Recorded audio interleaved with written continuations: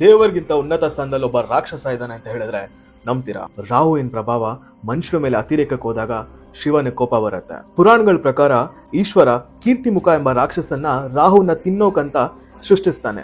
ಈ ವಿಷಯ ಗೊತ್ತಾಗಿ ರಾಹು ಈಶ್ವರನ ಹತ್ರ ಹೋಗಿ ಕ್ಷಮೆ ಕೇಳ್ತಾನೆ. ಆಗ ಈಶ್ವರ ಕೂಡ ಕ್ಷಮಿಸ್ತಾರೆ.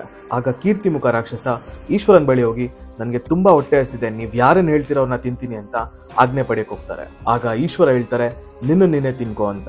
ಆಗ ಹೇಳ್ತಾ ಇದ್ದಂಗೆನೆ ಆ ಭಯಂಕರ ರಾಕ್ಷಸ ಅವನ ತಲೆಯಿಂದ ಪಾದ ತನಕ ಅವನನ್ನೇ ತಿನ್ಕೊಳಕ್ ಸ್ಟಾರ್ಟ್ ಮಾಡ್ತಾನೆ. ಆದ್ರೂ ಆ ರಾಕ್ಷಸನ್ಗೆ ಹೊಟ್ಟೆ ಹಸಿವು ಕಮ್ಮಿ ಆಗಲ್ಲ.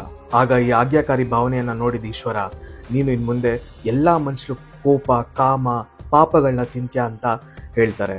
ಹೆಂಗೆ ಅಂತ ಹೇಳಿದ್ರೆ, ನೀವ್ ಅಬ್ಸರ್ವ್ ಮಾಡಿರ್ಬೋದು, ಪ್ರತಿಯೊಂದು ದೇವಸ್ಥಾನದ ಗುಡಿ ಗೋಪುರದಲ್ಲಿ ಒಬ್ಬ ರಾಕ್ಷಸನ ಕೆತ್ತನೆ ಇರತ್ತೆ. ಅವರೇ ಕೀರ್ತಿಮುಖ ರಾಕ್ಷಸ. ಈಶ್ವರನ ಆದೇಶದಂತೆ ಗುಡಿ ಗೋಪುರಗಳ ಮೇಲೆ ಆ ರಾಕ್ಷಸ ಇವತ್ತಿಗೂ ಕೂತ್ಕೊಂಡು ಬರೋವಂಥ ಮನುಷ್ಯರ ಎಮೋಷನ್ಸ್ ಅಂದ್ರೆ ಕೋಪ, ಮದ, ಮಾತ್ಸರ್ಯ ಇದನ್ನೆಲ್ಲ ಆಹಾರ ತರ ತಿಂತಾ ಇರ್ತಾನೆ. ನೀವು ಕೇಳಿರ್ತೀರಲ್ಲ ಎಷ್ಟೊಂದು ಜನದ ಬಾಯಲ್ಲಿ, ದೇವಸ್ಥಾನಕ್ಕೆ ಹೋದ್ರೆ ಸ್ವಲ್ಪ ನೆಮ್ಮದಿ ಸಿಗತ್ತೆ ಅಂತ. ಆ ನೆಮ್ಮದಿಗೆ ರಾಕ್ಷಸನೂ ಒಬ್ಬ ಕಾರಣ. ಹರ್ ಹರ್ ಮಹಾದೇವ್.